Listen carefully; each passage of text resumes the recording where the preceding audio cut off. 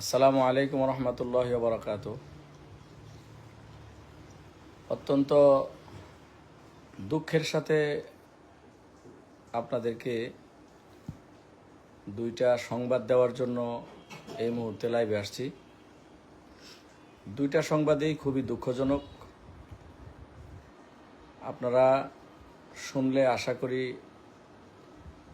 অনেক দুঃখ পাবেন, অনেক কষ্ট পাবেন, মনকে বুঝাইতেও পারবেন না।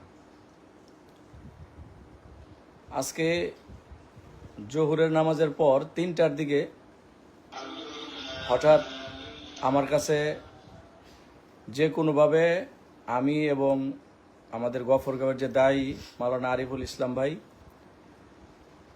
আমাদের কাছে তথ্য আসে যে একটি বড় মাদ্রাসা যেখানে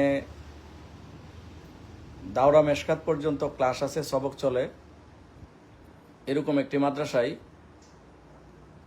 মেশকাত পড়ুয়া একটা ছেলে নিজে খ্রিস্টান হয়ে গেছে এবং খ্রিস্টান ধর্মের দাওয়াত অনলাইনের মাধ্যমে, মেসেঞ্জারে, বিভিন্ন মাধ্যমে সে এবং সাক্ষাতে বিভিন্ন জনকে সে খ্রিস্টান ধর্মের দাওয়াত দিচ্ছে। এমনকি নিজ বন্ধুবান্ধব এবং বিভিন্ন মাধ্যমে মানুষকে এমন কিছু প্রশ্ন মানুষের সামনে করতেছে যে প্রশ্নগুলো সাধারণ মানুষ, এমনকি সাধারণ আলেমরাও এই প্রশ্নগুলোর উত্তর সহজে দিতে পারবে না। এমন প্রশ্নের মাধ্যমে সে মুসলমানদেরকে বিভ্রান্ত করতেছে। নিজে তো খ্রিস্টান হয়েছে এবং সে আরও মানুষদেরকে খ্রিস্টান বানানোর জন্য দাওয়াত দিচ্ছে। তো আমি আপাতত মাদ্রাসার নাম বলতেছি না এবং ওই জায়গার নামটাও বলতেছি না। আমরা সাথে সাথে ওইখানে আমরা ছুটে যাই। ওই মাদ্রাসায় আমরা গিয়েছি, মুতামিম সাহেবের সাথে আমরা কথা বলেছি, মাদ্রাসার নাজেমে তালিমার সাহেবের সাথে আমরা কথা বলেছি এবং মাদ্রাসার আরও শিক্ষক মহোদয়দের সাথে আমরা কথা বলেছি। সবাই এটাকে সত্য ঘটনা বলেছে। গতকালকে তারা মাদ্রাসার ওই ছেলের কাছ থেকে খ্রিস্টানদের বই উদ্ধার করেছে এবং ওই ছেলের মোবাইল জব্দ করছে। ওই মেশকাত পড়ুয়া ছেলের মোবাইলের মধ্যে অনেক লোকের সাথে যোগাযোগ পাওয়া গেছে, যে বিভিন্ন লোকের সাথে সে যোগাযোগ করছে এবং খ্রিস্ট ধর্মের দাওয়াত দিয়েছে এবং ইসলাম ধর্মের উপরে বিভিন্ন অযৌক্তিক প্রশ্ন ইসলাম ধর্মের উপরে সে করতেছে। যেমন সে বিভিন্ন মোবাইলের মাধ্যমে মেসেঞ্জারে আমি দেখেছি, মোবাইল চেক করে সে মেসেঞ্জারে একজনকে বলতেছে যে পেশাব খাওয়া তো হারাম, তাহলে ঘটনা আছে হাদিসে যে সাহাবী নবীর পেশাব খাইছিল, কেন কিভাবে পেশাব খেলো, সেটা কিভাবে হালাল হলো। এই ধরনের আরো অনেক কিছু সে প্রশ্ন করতেছে, মানুষকে বিভ্রান্ত করছে। তবে দুঃখজনক বিষয় হচ্ছে একটা মাদ্রাসার ছেলে এবং কি মেশকাত পড়ুয়া একটা ছেলে, মেশকাত জামাতে পড়ুয়া এবং ভালো ছেলে, এলমি দক্ষতা আছে এই ছেলেটার। এই ছেলেটা নিজে তো খ্রিস্টান হয়েছে এবং সে তার বন্ধুবান্ধব এবং আশপাশের লোকজনকে, বিভিন্ন জনকে সে ফেক আইডি খুলে এবং তার নিজস্ব আইডি থেকে সে মানুষকে খ্রিস্টান বানানোর দাওয়াতও দিচ্ছে। এবং আরও দুঃখজনক বিষয় হলো সে এতটাই খ্রিস্ট ধর্মের প্রতি আকৃষ্ট হয়েছে, কি কারণে হয়েছে আমরা জানি না। সে চ্যালেঞ্জ করতেছে যে আমার মাদ্রাসার শিক্ষকরা যদি আমাকে ডাকে এবং আমার সাথে কথা বলতে চায়, তাহলে আমি খ্রিস্ট ধর্ম নিয়ে তাদের সাথে আমি বাহাস করতে আমি রাজি আছি, আমি তাদের সাথে বাহাস করব। এই চ্যালেঞ্জ পর্যন্ত ওই ছাত্র মাদ্রাসার অন্য ছাত্রদের সাথে সে বলতেছে। এটা কতটুক দুঃখজনক বিষয় আমি ভাষায় প্রকাশ করতে পারবো না। আমি আসলে আজকের এই ঘটনার পরে মানসিকভাবে খুবই আমি ভেঙে পড়ছি, যে আসলে আমরা কোথায় আছি আর ওরা কিভাবে কাজ করতেছে। ওদের কাজ কত পরিকল্পিত কাজ ওরা আস্তে আস্তে আমাদের ঘর পর্যন্ত ওরা চলে আসছে। আসলে মুফতি জুবায়ের শাহ হুজুর মাঝে মাঝে বলেন যে হয়তো তুমি দাওয়াত দিবা, না হয়তো দাওয়াত নিবা। হয় তুমি দাওয়াত মানুষকে দিবা, অমুসলিমদেরকে হয় তুমি দাওয়াত দিবা, না হয় অমুসলিমরা তোমাকে দাওয়াত দিবে। আমরা যদি অমুসলিমদেরকে দাওয়াত না দেই, আমাদেরকে অমুসলিমরা দাওয়াত দিবে। এই যে ঠিক আমাদেরকে অমুসলিমরা দাওয়াত দিচ্ছে, হ্যাঁ অমুসলিমরা দাওয়াত দিচ্ছে। আরো এরকম লম্বা অনেক ঘটনা আছে, যে এই ঘটনাগুলা এখন আর আমি লাইভে বলতেছি না। আরেকটা দুঃখজনক বিষয় দেখেন, আমি অনেক বৃষ্টি হয়েছে আজকে, বৃষ্টিতে ভিজে ভিজে মাত্র, আসলে দুঃখে আমার কথা আসতেছে না ভিতর থেকে, এত কষ্ট লাগতেছে আমার। আমি পুরা রাস্তা প্রায় 20 থেকে 25 কিলো রাস্তা হবে আমি বৃষ্টিতে ভিজে ভিজে আসছি, একটু আগে মাদ্রাসায় আসছি। তা আইসা মাদ্রাসায় বসছি, এই মুহূর্তে আমি মাত্র কাপড় পরিবর্তন করে আমার অফিসে বসছি। আমি আমার এক প্রিয় ছাত্র গফরগাঁওয়ের সুনামধন্য এক মাদ্রাসায় পড়ে, বড় মাদ্রাসা পড়ে, সে আমাকে এই মুহূর্তে ফোনদা বলতেছে, হুজুর আমি তো একবারে মানসিকভাবে ভাঙ্গে পড়ছি, আমার তো ভালো লাগতেছে না। আমি বললাম তোমার কি হয়েছে আমারে বলো বাবা। বলতেছে হুজুর আমার মামা আজকে আমাকে ফোন দিয়ে হিজবুত তাওহীদের দাওয়াত দিচ্ছে আমাকে। এই ছেলেটা মাদ্রাসায় পড়ে এবং এই ছেলেটাও এলমি দক্ষতা অর্জন করার মতো একজন দক্ষতা অর্জন করতেছে, মুহাক্কিক আলেম হওয়ার পথে সেও মাদ্রাসায় পড়ে। আমার কোন জামাতে পড়ে সঠিক জামাতের নামটা বলতে পারছি না, তো কাফিয়া বা সরেজামি হবে। এই ছেলেটা আমাকে ফোন দিয়ে বলতেছে যে আমার আপন মামা আমাকে ফোন দিয়ে হিজবুত তাওহীদের কথা আমাকে বলতেছে এবং আমাকে দাওয়াত দিতেছে। সে আমাকে স্পষ্ট বলছে যে তোমরা বাংলাদেশের ওলামায়ে কেরাম যেই ইসলাম প্রচার করতেছো এটা সত্যিকারের ইসলাম না, তোমরা ভুলের উপর আসো। তোমরা সত্যিকারের ইসলাম যদি পেতে চাও, সত্যিকারের ইসলাম যদি তোমরা চাও, তাহলে তোমরা এই হিজবুত তাওহীদের বই পড়ো এবং হিজবুত তাওহীদের সাথে তোমরা সম্পৃক্ত হও, হিজবুত তাওহীদের সাথে তোমরা কাজ করো, তাহলে সত্যিকার ইসলাম পাইবা। ভাই আমি কিভাবে আপনাদেরকে বোঝাবো যে আমরা বসে থাকলেও কোনো বাতিল কিন্তু বসে নেই, আমরা বসে থাকলেও কোনো বাতিল কিন্তু বসে নেই।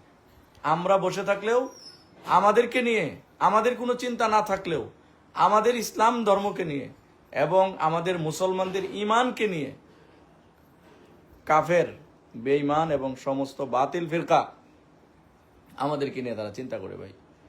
তো আমি আর কি বলবো, আসলে সকলের প্রতি আমার অনুরোধ থাকলো, দেখেন ভাই একটা দেশের মধ্যে দেশ রক্ষার জন্য অনেক বাহিনী থাকে, পুলিশ, আর্মি, বিডিআর, র্যাব, আরো কত ধরনের বাহিনী থাকে।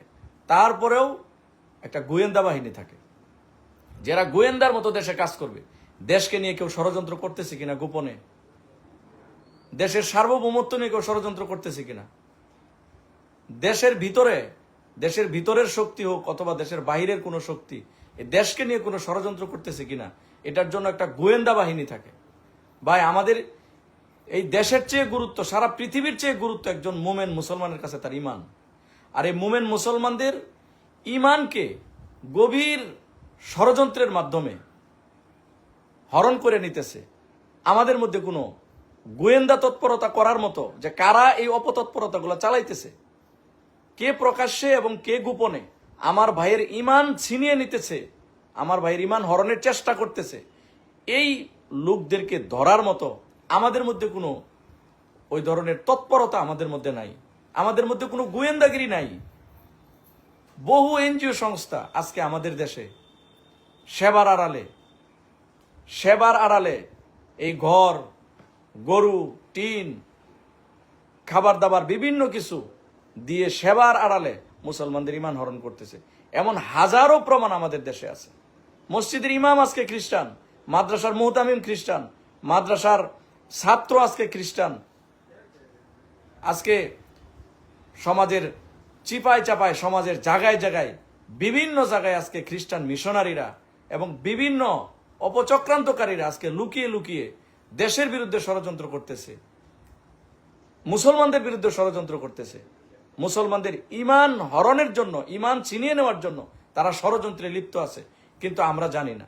আমাদের মধ্যে অনেকে আছে যাদের কাছে আজকে এই কাহিনী, এই ঘটনাগুলো যাদের কাছে বললে তারা আশ্চর্য হয়, ভাই আমাদের বিশ্বাস লাগে না, ভাই বিশ্বাস লাগতেছে না, বিশ্বাস লাগে না।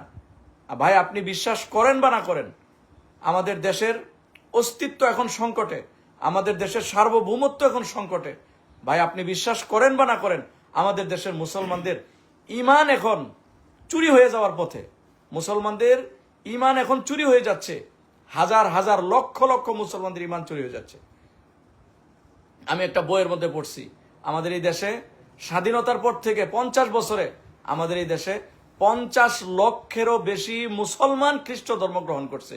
নিজে নিজে কেউ খ্রিস্টান হয় না, অবশ্যই খ্রিস্টানদের পক্ষ থেকে দাওয়াত পাইছে, অবশ্যই খ্রিস্টানরা তার পিছনে মেহনত করছে। 50 বছরে যদি 50 লক্ষ খ্রিস্টান ইসলাম ধর্ম ছেড়ে দিতে পারে, তাহলে কি কাদিয়ানি হয়েছে তারা কই যাবে, তারা কোথায় যাবে? অনেক মুসলমান কাদিয়ানি হয়েছে। বর্তমানে হিজবুত তাওহীদ যেভাবে মেহনত করতেছে, যেভাবে তাদের প্রোগ্রাম করতেছে, তাদের পত্রিকা আছে, তাদের মিডিয়া আছে, মিডিয়ার মাধ্যমে, পত্রিকার মাধ্যমে তাদের সেই ভাষণ, তাদের সেই কথাগুলো তারা প্রচার করতেছে, আর মানুষ ওইদিকে ঝুঁকতেছে। হাজার হাজার মানুষ আজকে হিজবুত তাওহীদে যোগ দিতেছে, হাজার হাজার মানুষ। কে ফিরাবে তাদের ইমান ভাই? কে তাদের ইমান ফিরাবে? আমরা এক সময় এই কাজের সাথে আমি যখন এই দাওয়াতি কাজের সাথে আমি যখন প্রথম যুক্ত হয়েছি, আমার কাছে তখন আশ্চর্য লাগতো। আমি বিশ্বাস করতাম না যে কিভাবে সম্ভব যে ইসলাম ধর্ম ছেড়ে সে খ্রিস্টান হবে। একটা সাধারণ মুসলমান কিভাবে ইসলাম ধর্ম ছেড়ে খ্রিস্টান হয়, আমি বিশ্বাস করতাম না। কিন্তু তার উপরে এখন, আগে শুনতাম যে আলেমরাও খ্রিস্টান হয়, আজকে নিজের চোখে, আজকে মেশকাত পড়ো একটা ছেলেকে নিজের চোখে দেখে আসলাম যে সে খ্রিস্টানদের প্রচার করতেছে, তার কাছে খ্রিস্টানদের বই। বিশ্বাস করেন, একসময় মনে করতাম যে অনেক দূরের ঘটনা, সেই জামালপুরের ঘটনা, সেই শেরপুরের ঘটনা, সেই চট্টগ্রামের ঘটনা, সেই রাঙ্গামাটি খাগড়াছড়ির ঘটনা, আজকে এই ঘটনা আমার পাশে হচ্ছে, আমার এলাকায় হচ্ছে এই ঘটনা। আমরা এখনো বসে আছি। আমি এর চেয়ে সুন্দরভাবে আমি আর বলতে পারি নাই, আমি আর এর চেয়ে সুন্দর ভাষা জানি না। আমার অনুরোধ, এখনো সুযোগ আছে, এখনো সময় আছে। আসুন আমরা অমুসলিমদেরকে ইসলামের দাওয়াত দেই। আমার যে মুসলমান ভাইরা ইসলাম ছেড়ে অমুসলিম হয়ে গেছে, কাদিয়ানি হয়ে গেছে, হিজবুত তাওহীদ হয়ে গেছে, খ্রিস্টান হয়ে গেছে, ওই ভাইদেরকে আবার ইসলামের ছায়া তুলে তাদেরকে ফিরিয়ে আনি। আসুন এই দেশকে নিয়ে, দেশের সার্বভৌমত্ব নিয়ে আমরা চিন্তা করি। আজকে সেবার মাধ্যমে আজকে দেশের মধ্যে বহু এনজিও সংস্থা সেবার মাধ্যমে মুসলমানদেরকে খ্রিস্টান বানাইতেছে। অথচ এই সেবাই ছিল একমাত্র ইসলামের সৌন্দর্য হচ্ছে সেবা। ইসলামের সৌন্দর্য হচ্ছে সেবা, সেবাই হচ্ছে ইসলামের আদর্শ। আজকে মুসলমানদের মধ্যে সেবার আদর্শ নাই, মুসলমানদের মধ্যে আজকে সেবার আদর্শ নাই। সেবার আদর্শ গ্রহণ করছে খ্রিস্টানরা। একজন গণ্যমান্য একজন ব্যক্তির সাথে আমার সাথে কথা হয়েছে কিছুদিন আগে। তো আজকে একজন বিশিষ্ট আলেমের সাথে কথা, তো তিনি বলতেছেন যে একটা এনজিও সংস্থা আছে, যে একটা এনজিও সংস্থা ময়মনসিংহ, বৃহত্তর ময়মনসিংহের মধ্যে 2টা থানাকে তারা ভাগ করে নিছে। 2টা থানাকে তারা লটারির মাধ্যমে 2টা থানা সিলেক্ট করছে, যে ময়মনসিংহ বিভাগে এই 2 থানার মধ্যে ওই এনজিও সংস্থা উন্নয়নের কাজ করবে।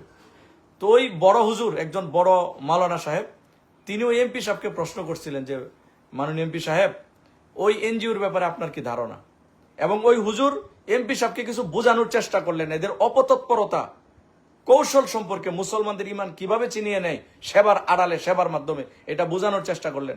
কিন্তু এমপি সাহেব গর্জে উঠলেন, তিনি বললেন, হুজুর, একটা এনজিও সংস্থা এই দেশের উন্নয়নের জন্য কাজ করতেছে, গরিব মানুষকে স্বাবলম্বী করার জন্য কাজ করতেছে, আপনারা তাদের পিছনে আপনারা লেগে আছেন। ভাই, সাধারণ মানুষকে তারা ঘায়েল করে ফেলাইছে, সাধারণ মানুষকে তারা ঘায়েল করে ফেলাইছে, ভক্ত বানায় ফেলাইছে তারা। এই সমাজের নেতৃস্থানীয় লোক যারা আছে তাদেরকেও এটা বোঝানো যাচ্ছে না, তারা বুঝবে না এটা।